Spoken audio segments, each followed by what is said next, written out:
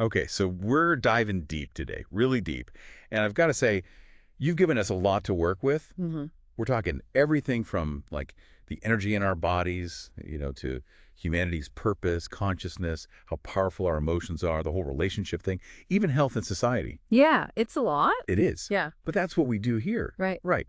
And what's really cool is we're not just going to summarize. We want to find those aha moments, the connections that make it all click. Yeah, and I think what's exciting is, these different areas might actually all be connected, like pieces of a bigger puzzle. You've given us a lot of great stuff to work with. We have, and we've already seen some interesting connections, like how much power we have over our well-being, some really different ideas about reality, and some practical stuff too. But it's important to say we're exploring the ideas in these sources. What's at the core, what we can learn. We're not saying one is right, one is wrong, just trying to understand. Exactly. Just exploring the different perspectives. So where do we even start with all of this? Well, maybe we start with the individual, you, the listener, and then we can zoom out from there. One thing that stood out to me is in the Zdravaya Zhizn document, it talks about our body's vibrations and how healthy we are. Right. Yeah. It's like if we get those vibrations back in balance and in sync with the environment, it can help us heal. Like tuning an instrument, right? Exactly. Yeah. Like all the strings are resonating That properly. it emphasizes our internal capabilities. We don't always have to look outside ourselves. Our bodies can heal from within. And they even say we can save money. Be careful of doubtful, like maybe questionable treatments or things like that. So it's kind of like our bodies can heal if we're in balance. Look inward before trying to fix things from the outside. Hmm. That could save you some trouble. Yeah, maybe even save you money. Right. Trust your body. It can heal itself. But then the material gets really big, talking about the purpose of all of humanity. Yeah, this Alexander Ray in Pustishka, he's got this huge idea that our mission is to expand the universe. Okay, so that's a big one. And it gets a little metaphorical here. He talks about, black holes and white holes Hmm. and how they keep the universe stable so it doesn't collapse or explode. Right. And then he compares that to the spiritual universe, and humans are the white holes. We're like channels for energy that help expand God. Wow. It makes what we do every day seem pretty important, huh? It does. It does. He even says that we create movement and time. Like each of us is a god creating our own universe. I don't know about you, but that's pretty mind-blowing to me. Makes you think. Yeah, it really does.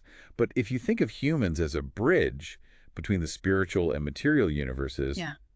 conducting these vibrations, these energies, it kind of starts to make sense in a very, out there kind of way. It does, yeah. So then we get to the mind, the soul, and this thing called imagination. Where do they fit in? Well, they make a distinction between the brain, which is the source of reason and thought, and the soul. The soul creates consciousness, like a deeper level of awareness. And when those two come together, the material and the spiritual, that's where we get imagination. It's like a vibrating energy. So imagination isn't just daydreaming then. It's important for all this. Yeah, it's presented as a force, how we create new things. And that's how God expands. And it describes God's substance as like probability, possibility, variantness. Right. So when reason and spirit come together and we use imagination, new energy enters the universe. It's like our imagination adds something new. Wow. So when the text says that about God's substance, it's Yeah. like it's saying the universe is full of potential and we use our imaginations to make those things real. Yeah, like that. And this new energy, it has a part of his word. It gives things a soul, Mm. real value. That's powerful stuff. And even if we don't understand it intellectually, we can feel it, that sense of realness. Absolutely. And that energy, it's strong. It can create galaxies, new realities. The text calls it a privilege of God. Mm-hmm. It's really hard to even imagine that. It- And it says only a little bit of this energy actually gets into the physical world.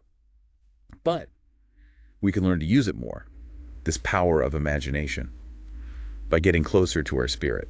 So we can all be creators. Yeah, that's the idea. Now, they talk about this debt we owe to the universe Mm. because we have this purpose expanding the spiritual universe. What does that even mean? Well, they're saying the physical universe is basically here for us. It's the stage for us to do our thing, to expand the spiritual side. And if we don't do that, if we don't create, then we're taking without giving back. Like we're borrowing from the universe. Right. A lot of people just consume. They don't create. And that's not good. But they also change how we think about what's valuable. It's not just about stuff. The biggest goal is to live consciously, with imagination and love. That's how we repay the debt. And that's what makes our creations meaningful, when we put our soul into them. Exactly. It's not just about the reward, it's about the doing. Even work can be joyful if we use imagination. It's about loving what you do. Yeah. Now, there's this part about loss and energy. This is where it got interesting for me. It says that even huge losses can lead to something great. It's all part of how the universe moves. But we have to let go freely. Don't hold on, or we'll suffer. If we cling to things, it messes things up. Right. It disrupts the flow. And when things go wrong for us, it could be because we messed up the balance, Mhm. even if we didn't mean to. It's all connected. There are consequences. Even when we use positive energy, it can cause imbalance somewhere else. Like a ripple effect, right? Yeah. And there are these bigger laws, things we don't always see. Yeah. Might not always feel fair. Exactly. And then there's this part about helping others. It says we have to be careful. We can't just help everyone or force it on them. We have to use in cups. Common sense, not just our emotions. And sometimes self-sacrifice isn't good. It messes up the energy, how it flows back and forth. It can actually hurt the person who's trying to help. Yeah. It's more complicated than we think. Yeah. Now, what about negative environments? How do we change things when we're surrounded by negativity? Well, it says that change starts with us. With our personal qualities, we can either change or ignore them. So it's up to us, even in a tough spot. Yeah, it's our responsibility. And if we ignore those fundamental principles, the laws of the metacosmos, it builds up negative energy inside us. And that's how we get sick, or things go wrong, we feel bad. It's like a natural punishment. But it's not like a punishment from up there. It's more like a natural result of our choices. And if we were raised with good morals, human morality, it's easier to stay aligned. Right. If we have a good moral compass, we naturally follow the laws of the universe, and we avoid that punishment. So how we develop morally and ethically is really important. Yeah, absolutely. And they say Zdravaya Zhizn is how we judge what's good and bad. Common sense. That's helpful. Keeps things grounded. Now, this next part, it gets a bit more mystical. It's about what happens to the soul after death. They use the work of Emanuel Swedenborg. This section gets pretty specific. It says we're influenced by two things while we're alive. The divine from the creator, and the animalistic from the devil. Right.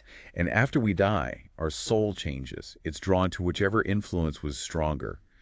And it opens its upper or lower gates, which they say is like heaven and hell. It's pretty black and white, It is. And how we live our life, if we go after pleasure or if we try to grow spiritually, that determines where we end up. And if we'll be reborn. It's like our choices here matter forever. That's a big thought. It is. Yes. And they even talk about how souls look in the afterlife. At first, they look like they did on Earth, but then they change. They lose the things they got from their parents and their physical body. That's interesting. Yeah, and you can't pretend in the afterlife. You have to be truthful. Your face, your body, it all shows what you're really thinking. That's so different from how we live here, right? Totally. The text says people here are really good at saying one thing, thinking another, and then doing something else entirely. Yeah, that's true. So, this honesty after death, it connects back to truth and inner conflict while we're alive. Most people, they know right from wrong, but they still live by their desires. And that disconnect. It's why so few people have real peace. It's hard to live by your deepest desires and be rational. It can leave you feeling worn out by the end. Some people choose one or the other. They put desire above reason, or they push down their feelings to achieve something. They're really dedicated. Right. So in the afterlife, you have to choose. Do you let those feelings out, or do you suppress them and become all about reason? It's like a fork in the road. It is. And the text says that humans on earth are more inclined towards reason. It's a gift from God, so we can understand and rise above our feelings. But some people use reason for bad things, and that leads to the sensual side taking over. It can change the soul into something monstrous. Scary. It is. So the best thing is balance. Feelings and reason together. That makes a harmonious personality in the afterlife, no matter where you end up. It's about being whole right now. That makes sense. It does. Okay, now it gets really detailed about the mayos. Those are the trials your soul goes through after death. Oh, yeah. This part's pretty intense. It talks about meeting evil spirits who list all your sins, and then two angels come to help you, to free you from your body. Yeah. And then all these specific trials. Yeah. For all different kinds of sins. Like we say, lying, slandering people. Even gluttony, like not being mindful before you eat, and living off of other people's work, stealing, being greedy. And there's more. Right. Yeah. There are trials for loving money, judging people unfairly, being envious, malicious, not honoring your parents, your elders, even using spells, fortune-telling, asking for demonic help. Wow. And it gets into sexual sins, fornication, adultery, breaking your vows, things like sodomite sins and self-desecration. And then heresy, blasphemy, being cruel, heartless.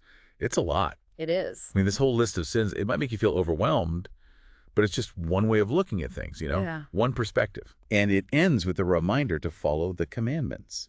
So we don't damage our souls. It's about the consequences of our actions. Okay, so back to life on Earth.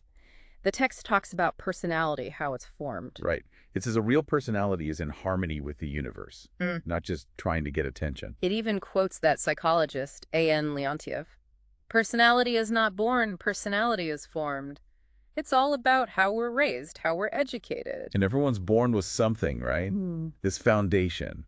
They call it ENOT. It's like our past lives, our energy, our abilities, that's our subconscious. And our conscious mind, how our brain thinks, that's important too. It's always processing everything we experience. So we have this base, but what we do with it, how we interact, that's what shapes our destiny. But the text says our potential might not be fully realized if we're in a bad environment. Right. Like if our family or our community has bad energy from the past, karma they call it. Yeah. It's easier to grow if we're surrounded by good things, things that lift us up.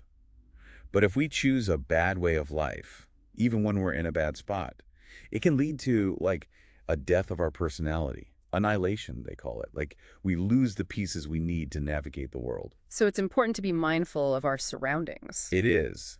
So we've seen how our actions affect us. Now let's look at how the text describes us, from a metacosmic viewpoint, starting with the brain and memory. Right. They say the brain is like this bioorganic structure for storing information, and it helps us function in the universe. We're like these advanced beings in the metacosmos. We can perceive, feel, think, make decisions. It's pretty incredible. But get this, how we access our memories, our knowledge, it's not just the physical brain. It's this energy field, the psi archive. So our memories aren't just in our head. That's what they're saying. That's wild. It is. And when we need information, we go to our conscious mind first. If it's not there, then we look outside ourselves. So easy information doesn't need the archive. Right. And they say we don't have separate memory cells floating around, but they're these planetary knowledge bases. But we can't just access everything. Right. It's only when it helps us grow consciously. And it can't mess up the energy of the universe. So we can store stuff, but accessing the bigger knowledge, it depends. So there are rules. Yeah. They call it metacontact, like a system for getting information. But there are limits. And knowledge is the key. And it's mostly unconscious. We don't control it. Interesting. And there are these patrons from above helping us, overseen by a hierarch. It's like we're being guided. Wow. And for us to think and process information, we need this drive, a need. They call it Something from within. Now, they also talk about immunity from this metacosmic perspective. It's our ability to resist bad stuff. Makes sense. And there's specific and non-specific immunity, like basic levels. Non-specific is open, connected. It can self-correct or get help from outside. So there are different ways our bodies defend us. Yeah. And the psi factor, that energy, it's important for immunity, both in our cells and our blood. When bad stuff attacks, our cells release psi energy, and that absorbs the negative energy. So it's an energy battle. Kind of, yeah. Now, what about practical stuff? How to live longer, healthier? Well, they say to be honest with yourself and others. Try to make the world better. Be resilient. Don't be scared of challenges. It's about living right, working towards your goals, but avoiding temptation. Good advice. It is. They also say, happy is he who is self-sufficient in the minimum he has. Like, be happy with what you've got. And how long we live, it's natural. It's about rejecting bad influences that mess with our energy, our ability to do good, to create date. So it's not just about age. It's about how we live. Exactly. And they say to choose your information carefully. Don't get stuck on negativity. Makes sense. It does. But when those negative states hit, they say strong emotions block our reason. We can't see things clearly. We're easily manipulated, and we make mistakes. That's when we get into trouble. Yep. And it gets worse because of hormones. We have to get rid of them, like through intense exercise. That's why shifting our attention is so important, to keep our balanced, Our mental state. Right. And the accordulates our energy, keeps our inner world harmonious. And get this, our brain reacts the same to real things and things we imagine. which affects our orbit. So what we imagine is as real as what we experience. That's what they're saying. Wow. Yeah. And our organs, they react to this. We feel discomfort, things start to malfunction. To get back in balance, they say, to focus on good memories, smells, tastes, anything positive. Do that as soon as you feel irritated. It's like a mental reset. Yeah. Now, they also talk about goals. We achieve them by putting energy into visualizing a positive outcome. So we have to really believe it. We do. And we have to be in balance while we're visualizing, so the energy goes towards the goal, not towards inner conflict. Willpower helps us see the steps, imagine taking them. So we have to practice, right? Like mental rehearsal. Exactly. And if we do it enough, our chances of success go up. Even if it's something we don't like, we can make it a practice, build our mental strength, focus on the good, not the bad. Reframing things. Yeah. And to make it happen faster, write down a plan, step by step, and visualize each step as a success. So planning and visualizing. Both. It's important to be organized on the inside, too, from a young age. It helps in life, in work. Makes sense. If you're messy inside, it's like you attract bad experiences. Right. And the text says that facing difficulties helps us. We learn what's good, what's bad. Our personality grows when we overcome challenges. It's like a test. It is. And some people, they're raised without challenges. They focus on how things look. They're easily manipulated. Their actions lack spirit. Or nest, they call it. And they usually fail. Right. Now, when choosing a partner, they say to look at their home. Unannounced. Yeah, like a surprise visit. Yeah. See how they live? Are they clean, organized? It shows their inner state. So the outside reflects the inside. Exact. And that's important for a relationship, right? If they're messy, it'll be a problem. Yeah, it'll create tension. Now, the quality of information is important, too. The text says it affects our health, our personality. But today, we're bombarded with information. It's too much. It is. It creates imbalances in our health, even physical problems.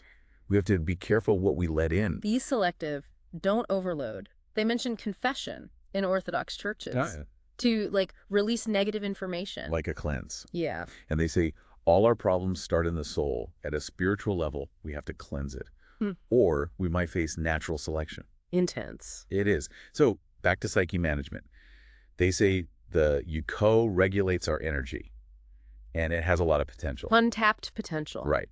They encourage us to use self-hypnosis, autosuggestion for good things. Like in the gospel, according to your faith, it will be done to you. Yeah. They give the example of people going to the relics of St. Matrona of Moscow.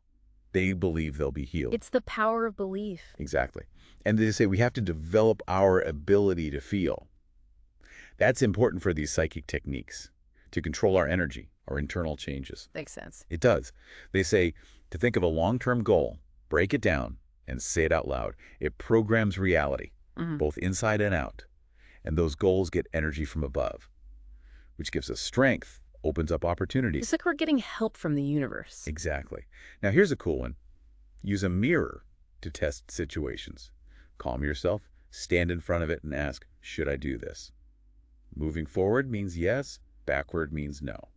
That's interesting, like using a mirror for divination. Kind of, yeah. But you have to be in harmony first. Right. And the image we see in the mirror in the morning, that affects our energy for the day. Yeah, if we see ourselves as successful, we attract good things. Women especially, they should see themselves as queens, not just workers. That's a good reminder. It is. Now, internal blocks attract external problems. Yeah. So we have to be positive. Yeah. Shift our thinking. Remember good memories. Change our energy.